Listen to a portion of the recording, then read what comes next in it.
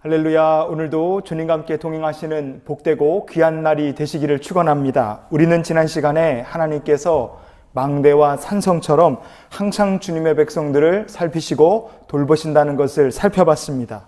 오늘도 하나님께서 우리와 함께 하십니다. 늘 함께 하시는 하나님, 그 주님의 품에 거하며 하나님과 동행하시는 복된 날 되시기를 주의 이름으로 축원을 드립니다. 오늘 말씀 잠언 15장 4절 말씀을 같이 보시겠습니다. 온순한 혀는 곧 생명나무이지만 패역한 혀는 마음을 상하게 하느니라. 아멘. 마음속에 하나님의 법을 이렇게 담고 사는 사람이 유순한 대답을 하는 사람입니다. 그런 사람들이 혀로 지혜와 지식을 베풀며 사는 사람입니다. 이런 사람들이 바로 온순한 혀다, 이렇게 얘기를 하는 거예요. 마음속에 하나님의 법을 담고 살기 때문에 그 사람, 온순한 혀라고 말하는 이런 사람들은 하나님의 창조의 질서를 따라 살게 되어 있습니다. 그러면 어떻게 되겠습니까? 하나님의 창조의 질서를 따라 사는 사람에게는 생명나무가 자라는 것처럼 그 인생이 평안하고 복될 수밖에 없습니다. 하나님의 창조의 질서를 따라 사는 인생이 복되지, 그럼 누가 복되겠습니까? 그런데 패역한 혀는 어떻습니까? 자, 패역한 혀라 그랬는데 어떤 사람들이겠습니까? 하나님의 창조의 질서를 거스르며 사는 사람들입니다. 그것을, 그 하나님의 창조의 법을 거스르는 삶의 방식을 패역하다, 이렇게 말한다고 보시면 돼요. 우리말 성경에 패역하다 이렇게 번역이 된 히브리어 본문이 베셀레프라는 말입니다. 이 셀레프라는 말이 사악하다, 고집이 세다, 성미가 아주 비비 꼬였다, 성적으로 성도착이나 변태다, 이런 뜻을 가진 말입니다. 좋은 뜻은 하나도 없다고 보시면 돼요.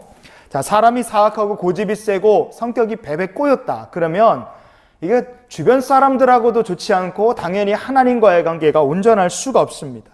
만약에 그가 육체적으로 성도착이나 아니면 정말로 이 변태적인 뭔가를 이렇게 즐기는 사람이라면, 예를 들어 동성애 같은 거, 그러면 육체적 패역함이 있으면 하나님의 창조의 질서를 거스르며 살 수밖에 없습니다. 제가 미국에서 본 것 중에 제일 경악했던 것 중에 하나가, 미국에 이제 동성애자들 커밍아웃 한 사람들이 많잖아요.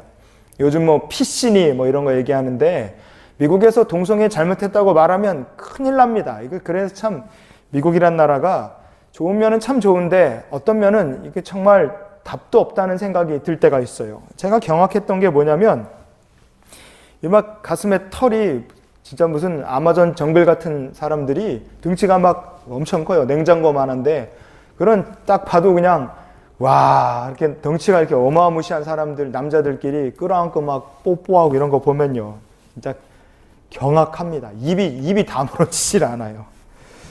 저 개인적으로는 도저히 참을 수가 없더라고요. 와, 이거 뭐냐. 소돔성의 죄악은 우리가 다 아는 그 성적, 육체의 죄였습니다. 창조의 질서를 거스른 죄값으로 소돔성은 심판받아 멸망당해 죽고 말았어요. 자, 패역하다는 게 육체적으로만 패역하냐, 하나님의 창조의 질서를 거슬려 육체적으로만 이렇게 거슬릴 수 있느냐, 그건 아니죠. 이 패역이라는 것은 연쇄작용을 일으킵니다. 창조의 질서를 육체적으로 거스린 사람들은 창조의 질서를 정신적으로도 정서적으로도 거스르게 되어 있습니다.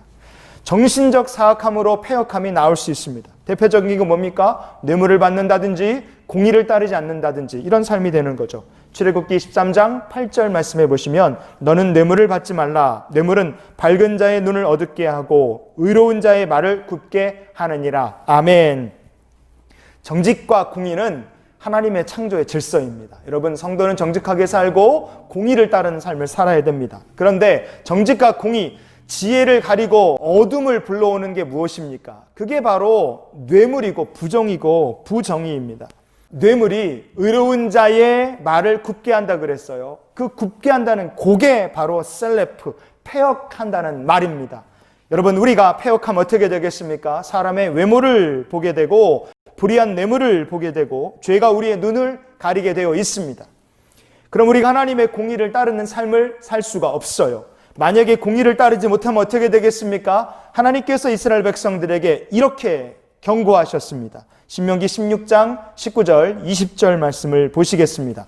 너는 재판을 굽게 하지 말며 사람을 외모로 보지 말며 또 뇌물을 받지 말라. 뇌물은 지혜자의 눈을 어둡게 하고 의인의 말을 굽게 하느니라. 너는 마땅히 공의만을 따르라. 그리하면 내가 살겠고 내 하나님 여호와께서 내게 주시는 땅을 차지하리라. 아멘.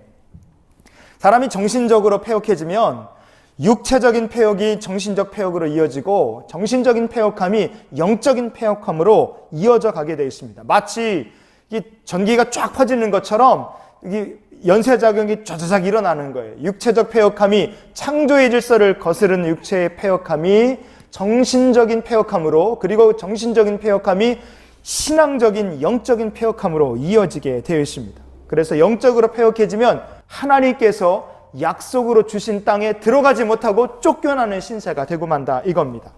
정신적 패역으로 공의를 따르지 못하고 영적으로 패역한 길을 걸으면 남은 것은 망하는 길밖에 없습니다. 신명기 16장 22절 말씀에 보면 자기를 위하여 주상을 세우지 말라. 내 하나님 여호와께서 미워하시느니라. 아멘. 하나님의 공의를 따르지 않는 사람들, 뇌물을 받고 판결을 굽게 하고 사람의 외모를 보는 사람들이 결국은 하나님의 제단 곁에다가 자기 자신을 위한 우상을 세우는 데까지 나가더라 이겁니다. 여러분, 이 타락, 패역이라는 것은 육체, 하나님의 창조의 질서를 거슬러서 육체부터 시작해서 정신으로, 정신에서 영적으로, 그리고 지옥으로 떨어지는 연쇄작용을 불러온다는 것 우리가 잊지 말았으면 좋겠습니다.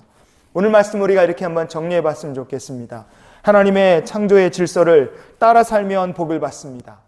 그러나 하나님의 창조의 질서를 거역하며 패역한 인생이 되면 육체가, 정신이, 영이 점점 망가지고 소돔을 닮아가게 되는 것을 우리가 피할 수 없습니다. 성도 여러분, 우리가 이 세상을 살고 있는데 세상이 점점 소돔을 닮아갈지 모릅니다. 그러나 우리는 하나님의 창조의 법을 지키며 사는 성도가 되길 원합니다.